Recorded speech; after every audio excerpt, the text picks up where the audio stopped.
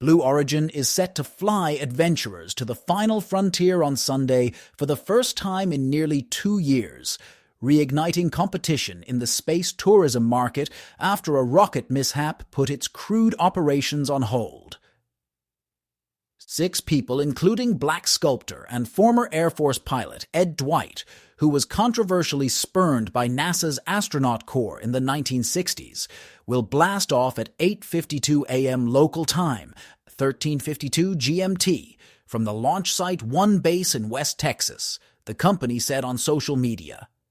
Dwight, at 90 years, 8 months and 10 days, is set to become the oldest person to go to space, narrowly pipping Star Trek actor William Shatner, who was almost 2 months younger when he launched with Blue Origin in 2021. Mission NS-25 is the 7th human flight for the Enterprise, owned and founded by Amazon billionaire Jeff Bezos, who sees short jaunts on the new Shepard suborbital vehicle as a stepping stone to greater ambitions, including the development of a full-fledged heavy rocket and lunar lander. "I was the first guy in the world to be famous for not doing something," Dwight joked ahead of launch. Needless to say, I'm overwhelmed. To date, Blue Origin has flown 31 people aboard New Shepard, a small, fully reusable rocket system named after Alan Shepard, the first American in space. Sunday's mission finally gives Ed Dwight, third from left, the chance to go to space, which he was denied decades ago. Second nonagenarian, the program encountered a setback when a New Shepard rocket caught fire shortly after launch on September 12, 2022. The uncrewed capsule ejected in time, meaning astronauts would have been safe had they flown. A federal investigation revealed an overheating engine nozzle was at fault.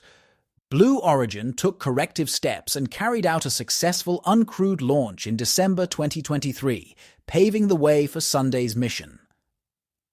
After liftoff, the sleek and roomy capsule separates from the booster, which produces 0 carbon emissions. The rocket performs a precision vertical landing. As the spaceship soars beyond the Karman Line, the internationally recognized boundary of space 62 miles, 100 kilometers, above sea level, passengers can marvel at the Earth's curvature and unbuckle their seats to float, or even perform jumping jacks, during a few minutes of weightlessness. The capsule then re-enters the atmosphere, deploying its parachutes for a gentle desert landing in a puff of sand. Bezos himself was on the program's first ever crewed flight in 2021. A few months later, Shatner blurred the lines between science fiction and reality when he became the world's oldest ever astronaut, decades after he first played a space traveler. French entrepreneur Sylvain Chiron, one of the crew, told AFP he was most excited about this sensation of leaving the world of men and seeing the Earth as a whole, from above, without borders, with all its fragility and beauty. Dwight will become only the second nonagenarian to venture beyond Earth. Ticket prices are a well-guarded secret, but guests like Dwight ride for free. To space, finally, Blue Origin's competitor in suborbital space is Virgin Galactic, which deploys a supersonic spaceplane that is dropped from beneath the wings of a massive carrier plane at high altitude. Virgin Galactic experienced its own 2-year safety pause because of an anomaly linked with the 2021 flight that carried its founder, British tycoon Richard Branson, into space. But the company later hit its stride with half a dozen successful flights in quick succession. Its next mission is set for June, after which it will head into another pause to build out a new class of advanced spaceplane.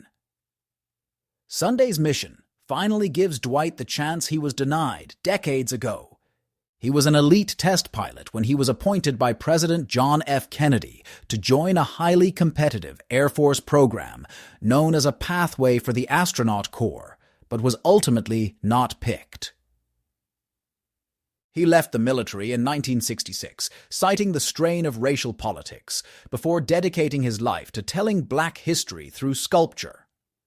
His art, displayed around the country, includes iconic figures like Martin Luther King Jr., Frederick Douglass, Harriet Tubman, and more.